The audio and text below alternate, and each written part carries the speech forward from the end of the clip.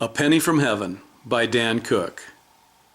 As a rule, I didn't care much for girls when I was in kindergarten, but Penny Wasnowski was no ordinary girl. She had poise and confidence, grace and charm. She oozed cuteness. Just the thought of her made me smile, and if she happened to glance my way, my insides would get all warm and tingly. I know what you're thinking, but you're wrong. I wasn't some kind of sissy. All the boys in my class had a crush on Penny. There was just something about her that we couldn't get enough of. She was a girl who we liked, and there was no point in trying to fight it. One morning at recess, I thought I'd impress her by climbing to the top of the monkey bars.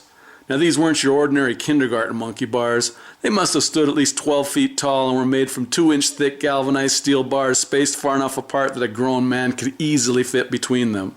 In places, the metal had been worn down and polished smooth, leaving the surface slick to the touch.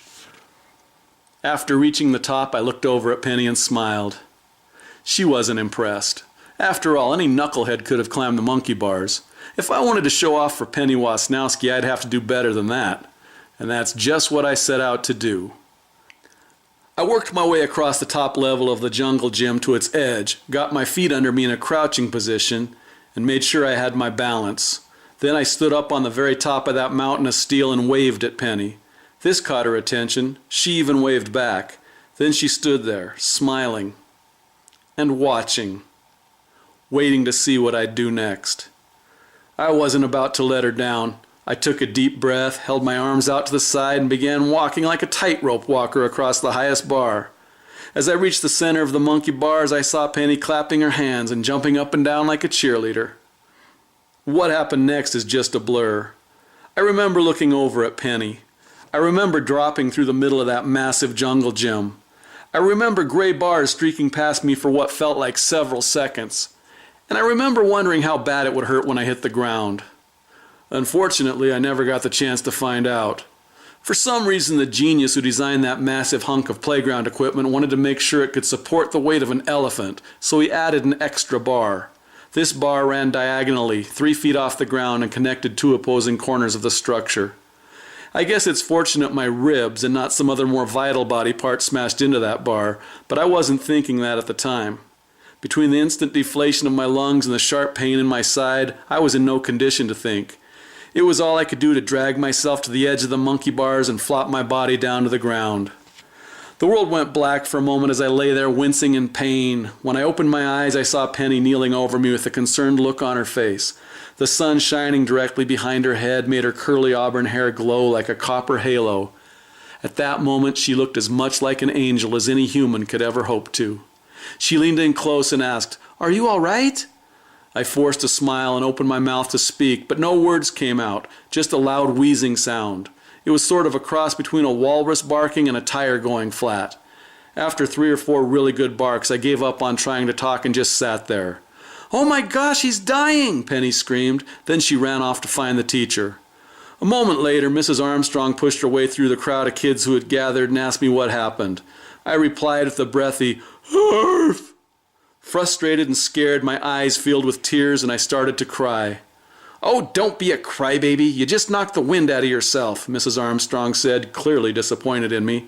"If you can't play safe, you better just go have a seat against the wall till recess is over."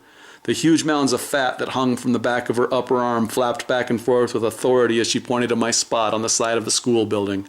I couldn't have argued if I'd wanted to, so I choked back the tears, hobbled over to my spot, and had a seat. Mrs. Armstrong waddled back to the other side of the playground, and Penny wandered off with a pack of girls. I just sat there with my back against that brick wall and focused on getting my lungs to work again.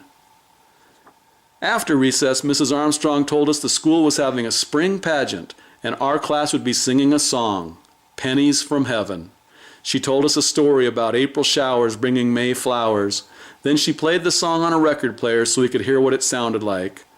While we listened, Mrs. Armstrong waved her arms back and forth, pretending to be an orchestra conductor. The kids all laughed at the way her fat flapped back and forth to the beat of the music. We weren't trying to make fun of her or anything like that. She wasn't embarrassed about being fat. She even let the class feel her arms one day when Hector Alvarez asked her why they were so big and jiggly. She told us it was because she ate too many donuts. Mrs. Armstrong may have been gruff on the outside, but inside she was a neat old lady. I'd already almost forgotten that she called me a crybaby earlier. I happened to glance away from Mrs. Armstrong's arms when I noticed Penny looking at me and smiling. I guess the showing off I'd done earlier actually worked. The music played on as we gazed into one another's eyes. Every time it rains, pennies from heaven. Don't you know each cloud contains pennies from heaven?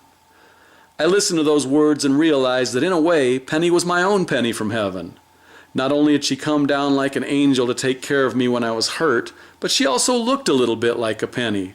Her dark brownish red hair was exactly the same color as an old tarnished penny, and the freckles on her face were remarkably similar in color to a shiny new penny. With a little imagination, I could even see that she bared a slight resemblance to Abraham Lincoln. No wonder all the boys in my kindergarten class were crazy about her. At snack time, Penny informed me that I was her boyfriend and I would be walking her home from school. Before I had a chance to think, I heard myself say, okay. I might not have agreed quite so quickly if I'd given the situation any real thought. I was supposed to walk home with my two older sisters. They'd have half the town out looking for me if I didn't show up on time. Then they'd tell my parents about it and I'd be in trouble. On the other hand, Penny lived right across the street from the school. Her house couldn't have been more than 50 yards from the monkey bars I'd fallen off of earlier. I could probably drop her off and be back before anyone noticed I was gone. I always met my sisters at the southwest corner of the schoolyard. I'd have to take Penny through the northwest gate, drop her off at home, come right back to school through that same northwest gate, and then run down to meet my sisters at the southwest gate. It was a daring plan, but I was sure it could work. When the 3 o'clock bell rang, Penny and I headed off together. She always went home through the northwest gate, so that part of my plan was easy. Things were working out just as I had hoped they would, but a part of me felt sick inside. I knew that time-wise, I was cutting things pretty close. I'll race you to the corner, I said, figuring it might save a few valuable seconds. Okay, but I'm pretty fast, Penny warned. Then off we ran. She wasn't really all that fast. In fact, I beat her easily. Looking back, I think she may have let me win, but it wouldn't have mattered. The important thing was we were making good time. As we passed through the gate, old Mr. Jim, the crossing guard, stuck his little stop sign in our faces and said, "You just hold on right there, young'uns. You don't want to get squished by a car, do ya?" "No," I replied without even the slightest hint of sarcasm in my voice. "Don't get smart with me, boy," he warned, "or I'll haul you right into the principal's office. You hear what I'm saying?"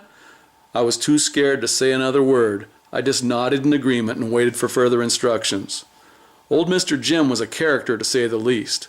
One of his front teeth was missing, and he wore a red baseball cap with the bill pulled way down over his eyes. He talked to himself and sang silly made-up songs while he worked. When Mr. Jim was sure all the traffic had been stopped, he motioned for Penny and me to cross the street. We crossed over and headed down toward her house. When we got to her driveway, she said, "Here we are. I'll see you tomorrow." Then she skipped up to her front door and disappeared inside. I quickly turned around and ran back to the crosswalk. Mr. Jim stopped the traffic for a group of kids heading home, and I began to cross back over toward the school. I'd only taken a few steps when he stepped in front of me and said, "Hold on there, young'un. You're headed the wrong way." "But I've got to get back to the school," I said. "I'm supposed to meet my sisters." "You should have thought about that before you crossed over in the first place," he scolded. "Now get back on that curb." I could tell old Mr. Jim meant business, and I knew better than to challenge him. I'd just have to improvise. I took off running down the sidewalk, past Penny's house and toward the southwest corner of the school. My regular crossing guard, Mrs. Morgan, would let me cross back over.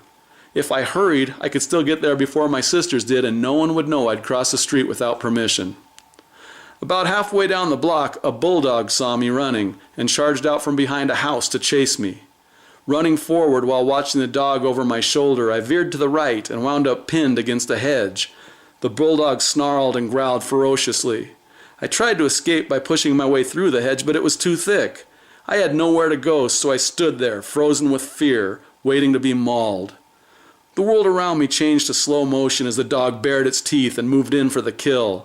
I screamed and held both arms and my right foot out in front of me in a feeble attempt to protect myself. Then at the last possible second, I watched a ratty old tennis shoe smash into the bulldog's ribs. The shoe was connected to a pimply-faced high school kid who yelled, "Get out of here, you mangy mutt," as he chased the dog off. Then he came back and put his arm around his girlfriend. Together they approached and knelt in front of me. The girl asked, "What's a little guy like you doing out here all by yourself?" "I was walking my girlfriend home," I replied, still half numb.